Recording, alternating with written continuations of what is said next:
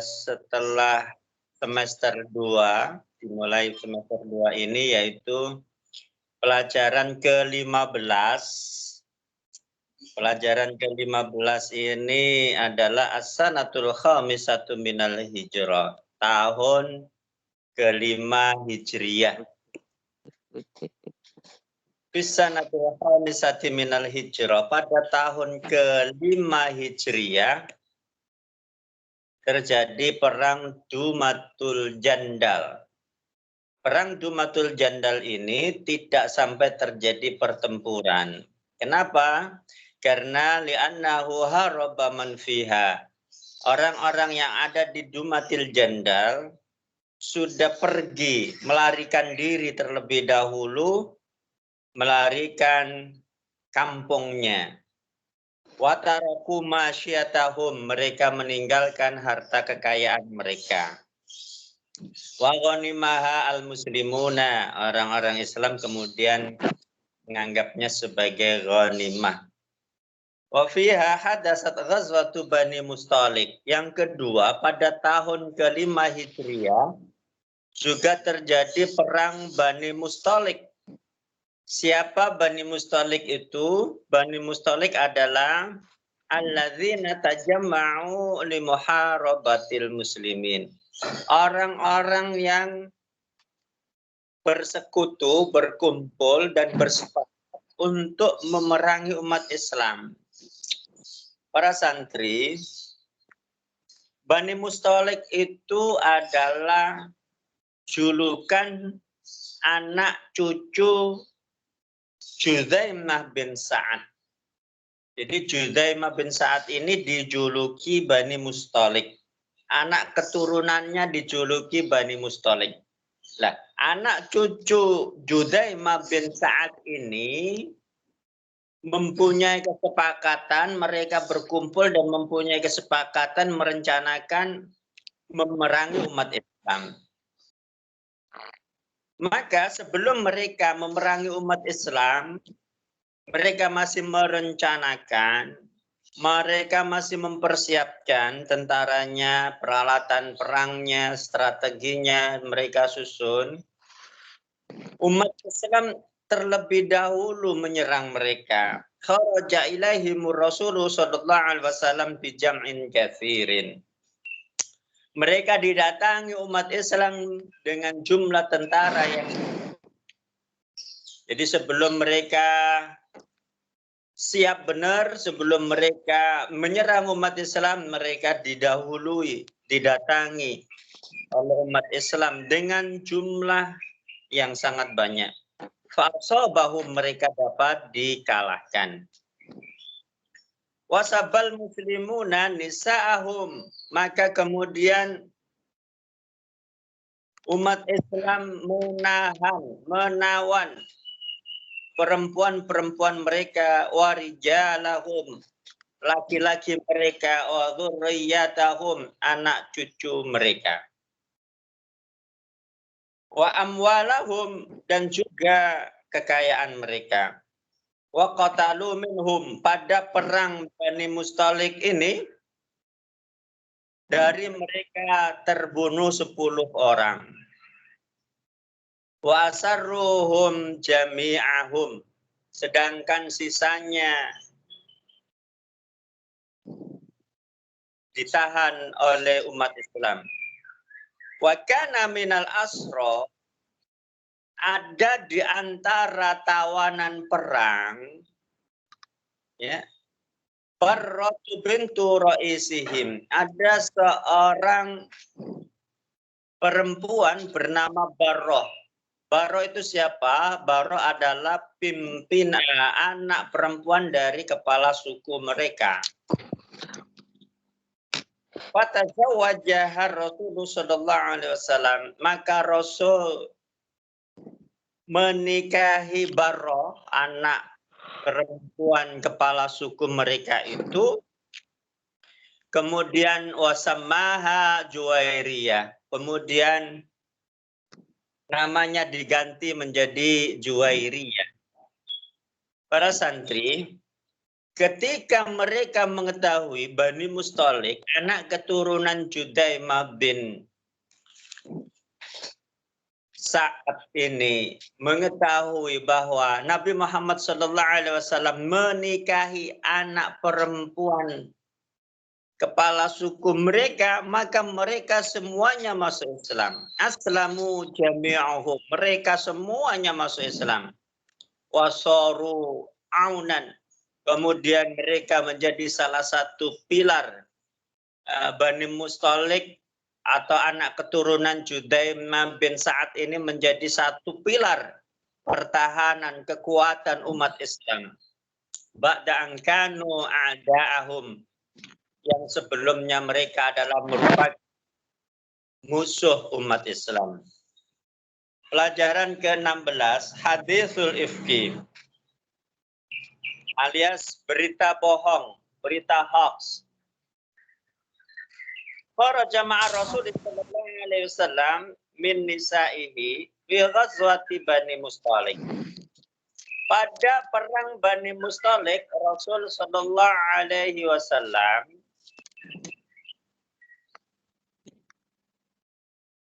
Iya Ustaz. iya. Mic-nya boleh dimatikan dulu, Nak. Enggak, tadi tak kira Ustaz diem kenapa? Iya. Oke, siap. Terima kasih. Nabi Muhammad sallallahu alaihi wasallam mengajak dua istrinya. Yang pertama Sayyidati Aisyah, yang kedua Ummu Salamah. Jadi pada perang Bani Mustalik, beliau mengajak dua istrinya, Sayyidati Aisyah dan Ummu Salamah. Nah, di saat peperangan telah usai, Nabi Muhammad sallallahu alaihi wasallam dan para tentara Islam sudah berada di titik kumpul, kemudian hendak pulang kembali ke Madinah. Ternyata Sayyidati Aisyah ingin menunaikan hajatnya, alias sakit perut ya. Kemudian dia menyendiri di suatu tempat dan menunaikan hajatnya. Kemudian beliau kembali setelah selesai menunaikan hajatnya, beliau kembali ke tempat titik kumpul tersebut. Ternyata kalungnya ketinggalan di mana di saat beliau tadi menunaikan hajatnya. Kemudian beliau kembali lagi. Nah, saat kembali lagi menuju ke titik kumpul tentara, ternyata tentara sudah mendahului kembali ke Madinah, sehingga Sayyidati Aisyah titik kumpul tersebut. Nah, pada saat yang bersamaan karena kecapean, beliau akhirnya ngantuk dan tertidur di pinggir jalan. Para santri, wa kana Sofwan bin Mu'attal yasiru wara al-jais. Ternyata ada seorang tentara yang dia ketinggalan juga di belakang tentara yang lain. Tentara tersebut bernama Sofwan bin Mu'attal yasiru wara al-jais. Dia berjalan di paling belakang. Yatafaqqadu dha'i'ah. Falamma wasala 'indaha wa ra'aha arafaha. Fa'anakha rahilatahu wa arkabaha min ghairi ayyatakallama bikalimatin. Sofwan bin Mu'attal melihat Sayyidati Aisyah tertidur, kemudian Sofwan bin Mu'attal mendekatinya, mempersilahkan, menyiapkan ontanya untuk duduk, kemudian mempersilahkan Sayyidati Aisyah naik onta tersebut, ya. Min ghairi ayatakallama bikalimatin, tidak berkata yang macam-macam. Bahkan digambarkan min ghairi ayatakallama bikalimatin, tanpa bercakap-cakap suatu apapun, hanya mempersilahkan naik ke atas kendaraan saja. Summasara yaqudur rahilah. Kemudian Sofwan bin Mu'attal menuntun kendaraan tersebut, menuntun onta tersebut, dan kemudian menghantar sampai ke rombongan tentara. Para santri pada saat yang bersamaan, ya, pada saat yang bersamaan ternyata ada seorang Abdullah bin Ubay bin Salul mengetahui bahwa Sofwan bin Mu'attal menuntun kendaraan, sedangkan kendaraan tersebut di atasnya ada Sayyidati Aisyah. Fattahamuha bi Sofwan. Maka Sofwan bin Mu'attal menuduh bahwa Sayyidati Aisyah mempunyai hubungan khusus dengan Sofwan bin Mu'attal. Abdullah bin Ubay bin Salul ini kita tahu dia adalah Ra'isul Munafiqin, dia pimpinan orang munafik Madinah.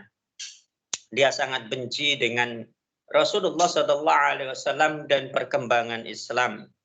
Maka mengetahui kondisi keadaan, menyaksikan Sofwan bin Mu'attal menggandeng kendaraan yang di atasnya ada Sayyidati Aisyah, langsung diberitakan bahwa Sofwan bin Mu'attal ada hubungan dengan Sayyidati Aisyah. Wa kana Rasulullah sallallahu alaihi wasallam baina musaddiqin wa mukadzibin lima usyi'a anha. Rasul sallallahu alaihi wasallam bimbang, ragu antara membenarkan berita tersebut atau tidak mempercayai berita tersebut.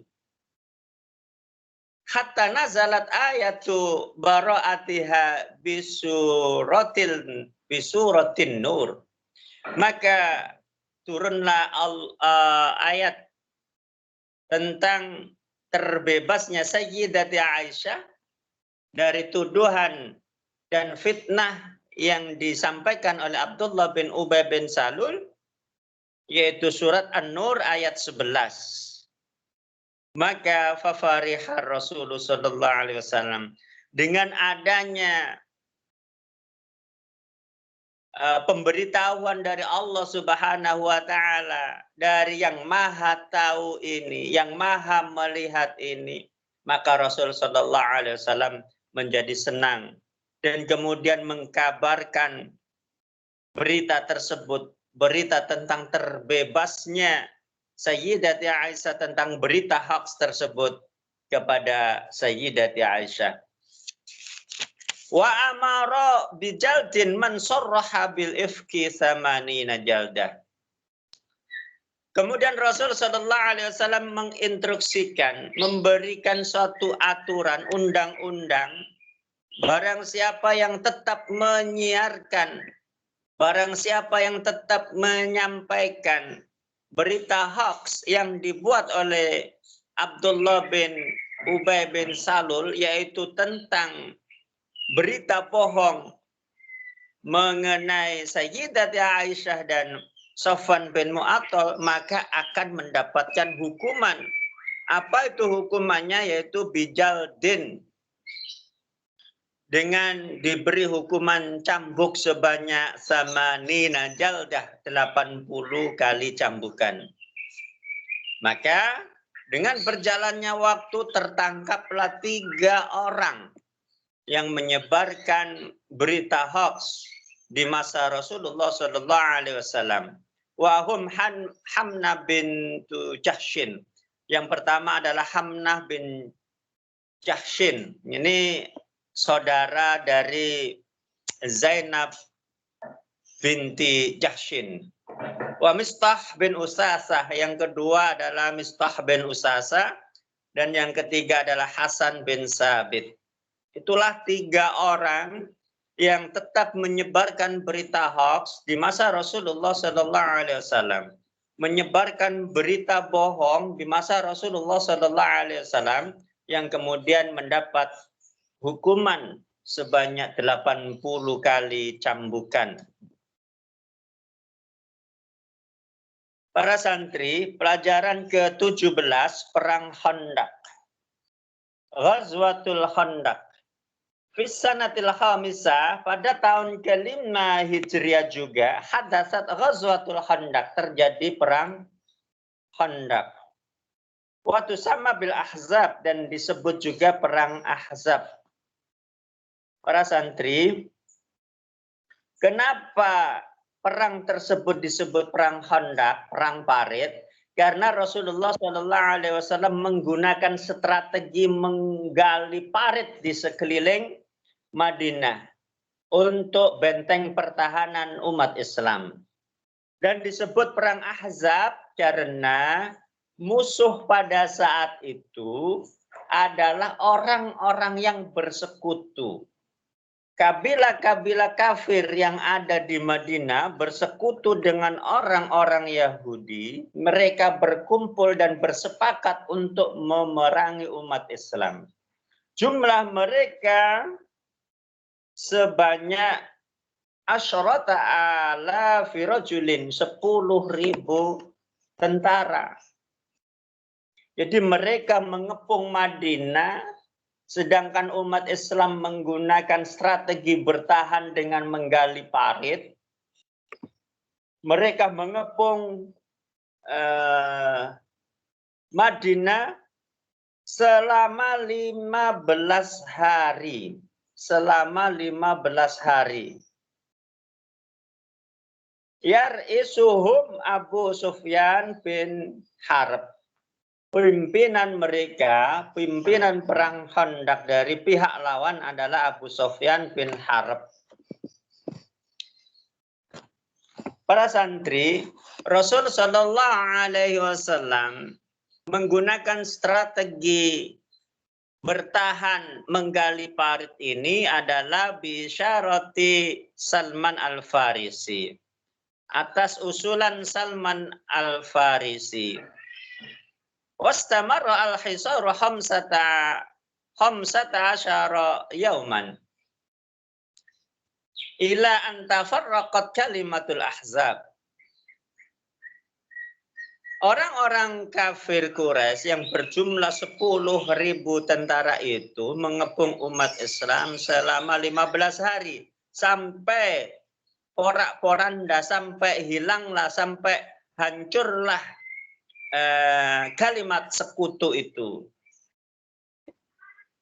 Wasallatallahu alaihim. Kenapa mereka sampai hancur persekutuan mereka? Dikarenakan Allah mengutus 2 jenis tentara.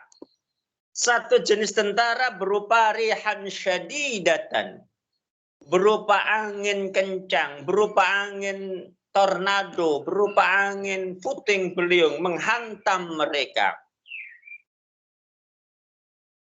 Cara yang Allah kirimkan untuk membantu umat Islam pada perang Khandaq adalah wajunu dalam yarauha, tentara yang tidak dapat dilihat oleh mata, yaitu para malaikat. Senjatanya apa? Para malaikat dan juga angin tornado tersebut, angin kencang tersebut, senjatanya adalah debu-debu dan juga batu-batu. Debu-debu dan batu itu berterbangan. Ya, sehingga mengenai mereka, sehingga memporak-porandakan perkemahan mereka. Perkemahan mereka jebol.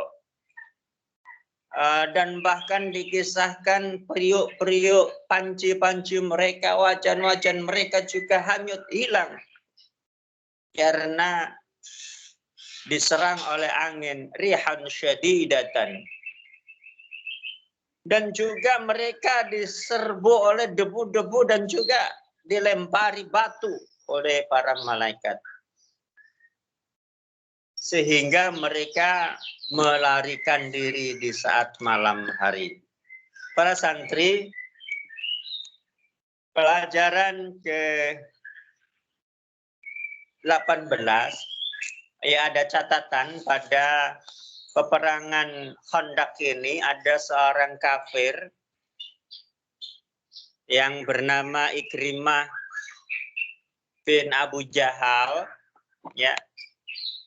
yang saat itu masih kafir, karena nanti di akhir hayatnya Ikrimah bin Abu Jahal ini masuk Islam dan menjadi salah satu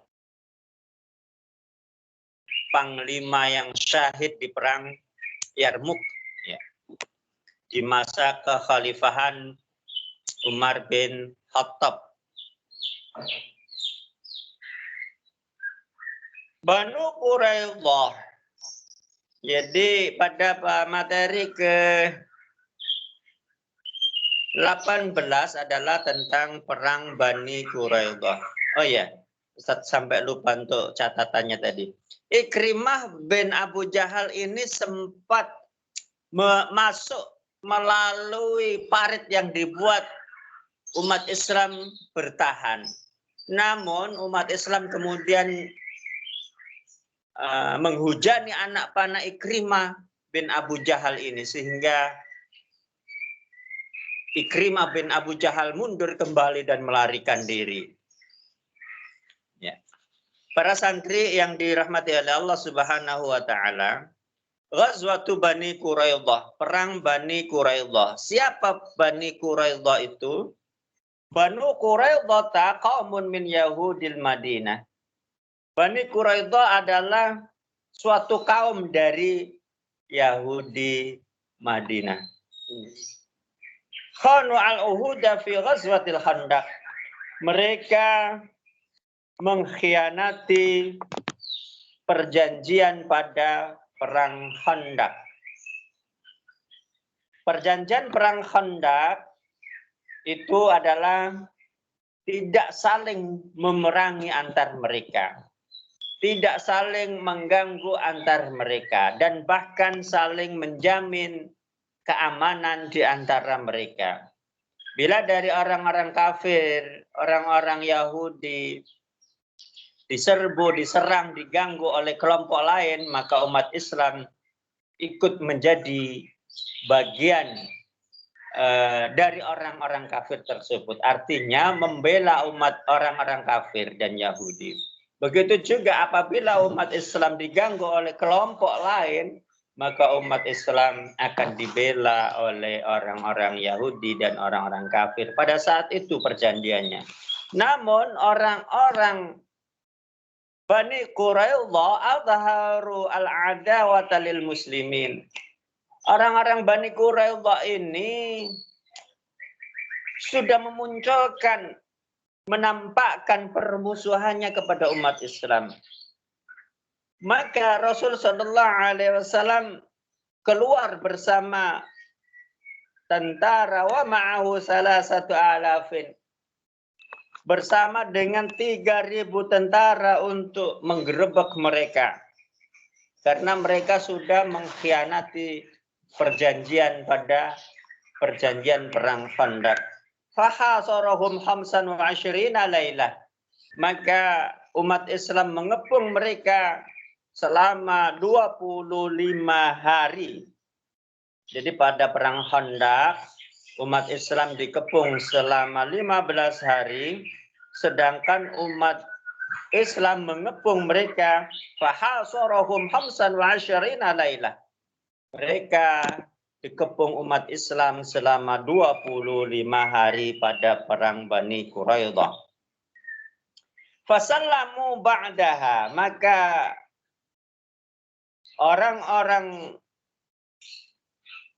Yahudi yang termasuk Bani Quraidah tersebut menyerahkan diri. Wa hakama alaihim Sa'dun. Kemudian ada seorang sahabat yang mengusulkan agar mereka diberi hukuman mati. Sahabat tersebut adalah Sa'ad bin Mu'ad. Ya. Usul kepada Rasulullah Shallallahu Alaihi Wasallam, tentara laki-laki dari Bani Quraidah dihukum mati. Maka Rasul Shallallahu Alaihi Wasallam setuju dengan hukuman mati karena pengkhianatan terhadap perjanjian perang merupakan dosa yang sangat besar, karena mengkhianati bangsa dan mengorbankan seluruh rakyat bila berhasil pengkhianatannya. Jadi dosanya sangat besar, pengkhianatan dalam perjanjian peperangan itu. Mengkhianati bangsa, mengkhianati negerinya, dan mengorbankan seluruh masyarakat. Maka wajar bila hukumannya adalah hukuman yang sangat berat. Para santri, pelajaran yang ke-19, dan ini pelajaran terakhir sebelum kita review, yaitu masalah Zaid dan Zainab. Bila kita bicara tentang Zaid, ada dua Zaid. Yang pertama adalah Zaid bin Harisa. Zaid bin Harisa ini adalah anak angkat Nabi Muhammad SAW. Zaid bin Harisa ini awalnya adalah seorang budak yang kemudian dimerdekakan oleh Nabi Muhammad SAW. Zaid bin Harisa asli orang Muhajirin, asli orang Mekah. Ya. Sedangkan Zaid bin Sabit adalah asli orang Ansor, asli orang Madinah. Zaid bin Sabit ini merupakan sekretaris Nabi Muhammad SAW. Beliau, Zaid bin Sabit, pernah diutus oleh Rasulullah SAW untuk belajar tulisan dan bacaan orang-orang Yahudi. Yang kemudian apabila orang-orang Yahudi mengirim surat kepada Rasulullah, Rasulullah mengetahui maksud dan tujuannya. Yang kemudian Rasul juga bisa membalas surat tersebut melalui tulisan Zaid bin Sabit. Itulah antara dua Zaid, antara Zaid bin Harisa dan Zaid bin Sabit. Zaid bin Sabit juga merupakan sekretaris Khalifah Abu Bakar di saat penulisan Al-Quran. Para santri yang dirahmati oleh Allah Subhanahu wa taala, kembali kepada materi masalah Zaid wa Zainab, masalah Zaid dan Zainab, bahwa pada suatu saat Rasulullah sallallahu alaihi wasallam melamar Zainab. Zainab binti Jahshin, saudaranya Hamna binti Jahshin. Yang kena cambukan itu Hamna binti Jahshin karena menyebarkan berita hoax. Sedangkan Zainab binti Jahshin ini dilamar oleh Rasulullah SAW yang akan dinikahkan dengan Zaid, anak angkat Rasulullah SAW.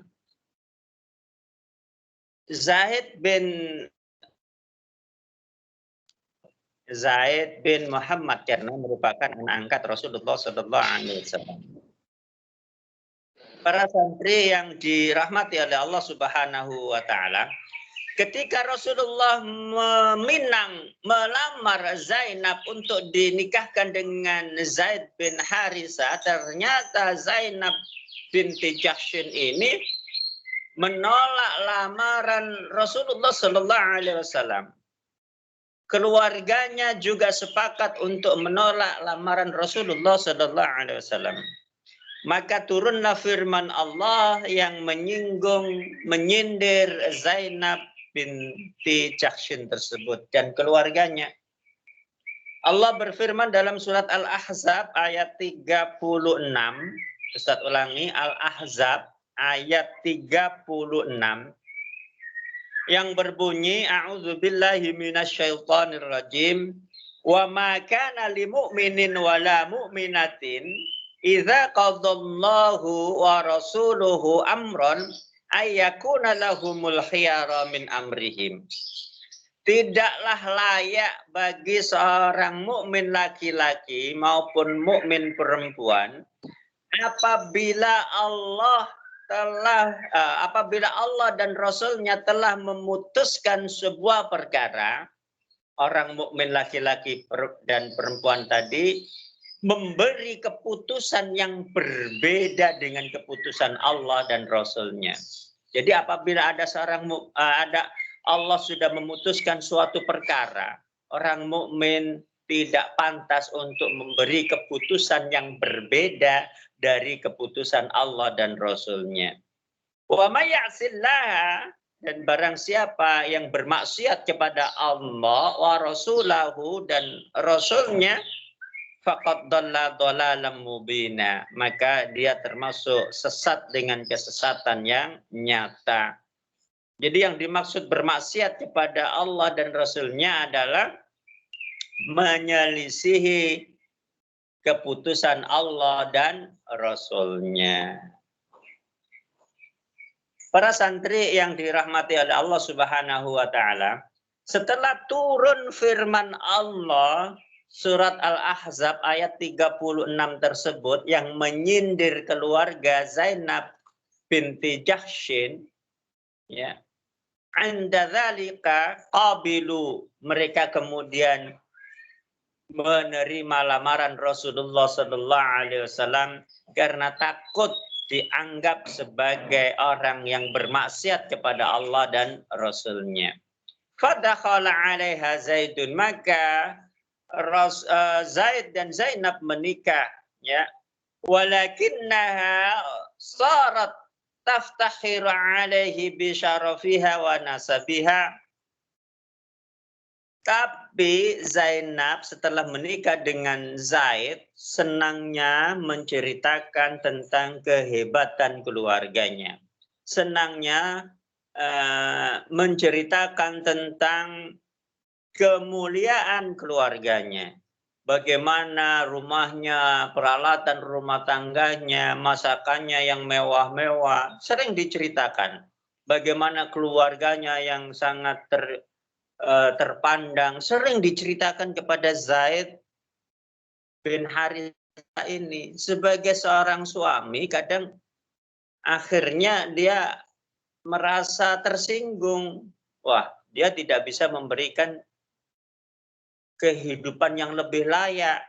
Hanya sederhana seorang Zaid bin Harithah, tapi ceritanya Zainab binti Jahsyin ini suka cerita yang mewah-mewah. Maka menjadi fasyakaha ila Rasulullah sallallahu alaihi wasallam. Dia menceritakan kasus tersebut kepada Rasulullah sallallahu alaihi wasallam. Dia mengeluh kepada Rasulullah sallallahu alaihi wasallam. Maka Rasul sallallahu alaihi wasallam fa'amarahu Rasul sallallahu alaihi wasallam bihtimali sabri 'alaiha.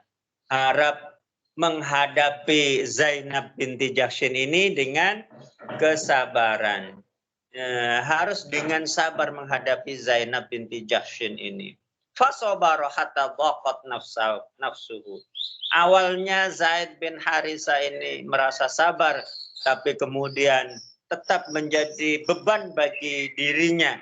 Fa akhbara Rasulullah sallallahu alaihi wasallam, maka ia mengabarkan kepada Rasul sallallahu alaihi wasallam bil azmi ala talaqiha, dengan azamnya, dengan tekadnya untuk mentalak Zainab binti Jahsyin itu. Para santri yang dirahmati oleh Allah Subhanahu wa taala, pada masa jahiliyah dahulu, pada masa Nabi Muhammad sallallahu alaihi wasallam, apabila seorang istri sudah cerai oleh sang suami, maka adat zaman dahulu itu merupakan aib besar bagi keluarganya. Yang kedua, itu menjadi satu alasan fa'amarallah, Allah memerintahkan Rasulullah sallallahu alaihi wasallam karena sudah dicerai oleh Zaid bin Harithah, Zainab itu, karena sikapnya yang suka menceritakan kehebatan keluarganya itu, dan kemudian dicerai oleh Zaid bin Harithah, maka Allah memerintahkan agar Rasulullah menikahi Zainab binti Jahsyin itu. Karena apa alasannya? Hifdzan li syarafiha. Karena untuk menjaga kemuliaan keluarganya. Keluarganya sangat mulia. Apabila Zainab binti Jahsyin ini dicerai oleh Zaid bin Harisa, maka menjadi aib bagi keluarganya. Maka untuk menyelamatkan itu Rasulullah Shallallahu Alaihi Wasallam menikahi Zainab binti Jahshin. Yang kedua, wadaf'an lin niza'i wasyiqaq, untuk menghilangkan kesalahpahaman antara kedua belah pihak, antara keluarga Rasulullah Zaid bin Harisa dan juga keluarganya Zainab binti Jahshin. Yang ketiga, dan ini yang menjadi alasan utama, wa ibtalan li'adati tabanni, untuk menghilangkan adat mengambil anak dianggap sebagai anaknya sendiri, dinasabkan kepada ayah angkatnya. Seperti Zaid bin Harisa, karena diangkat oleh Rasulullah Sallallahu Alaihi Wasallam menjadi anaknya, maka disebut Zaid bin Muhammad dan dianggap sebagai anaknya Rasulullah pada zaman dahulu itu. Maka ini yang menjadi alasan utama kenapa Rasulullah Sallallahu Alaihi Wasallam menikahi Zainab binti Jahshin, yaitu untuk menghilangkan kesan bahwa Rasulullah Sallallahu Alaihi Wasallam mempunyai hubungan darah dengan Zaid bin Harisah. Ini alasan yang paling utama kenapa Rasulullah Sallallahu Alaihi Wasallam diperintah oleh Allah untuk menikahi Zainab binti Jahshin. Itulah para santri review kita pada kesempatan kali ini. Sekali lagi insya Allah yang sebenarnya ini merupakan janji Ustadz akan kita bahas pada kesempatan kali ini. Pernikahan Nabi dengan Zainab binti Jahshin setelah ditalak, dicerai oleh Zaid bin Harisah, ya. Nah, ini akan kita bahas pada ibtalut tabanni. Bahkan Rasul Shallallahu Alaihi Wasallam sempat menyembunyikan perintah Allah untuk menikahi Zainab binti Jahshin karena memang sangat berat. Di saat itu budayanya sudah sangat kental bahwa anak angkat dianggap sebagai anaknya sendiri. Nah, maka Rasulullah sempat menyembunyikan perintah Allah itu, yang kemudian menasehati bagaimana bisa Zaid bin Harisa ini tidak menceraikan Zainab binti Jahshin. Insyaallah akan lebih rinci dan lebih jelas kita bahas pada kesempatan yang akan datang. Dan mari kita akhiri pertemuan kita, review kita pada kesempatan kali ini dengan bersama-sama membaca hamdalah dan doa kafarah. Alhamdulillahirabbil alamin. Subhanakallahumma wa bihamdika asyhadu an la ilaha illa anta astaghfiruka wa atubu ilaik. Assalamualaikum warahmatullahi wabarakatuh. Waalaikumsalam warahmatullahi wabarakatuh. Terima kasih Ustadz. Oh iya Ustadz. Assalamualaikum. Oke.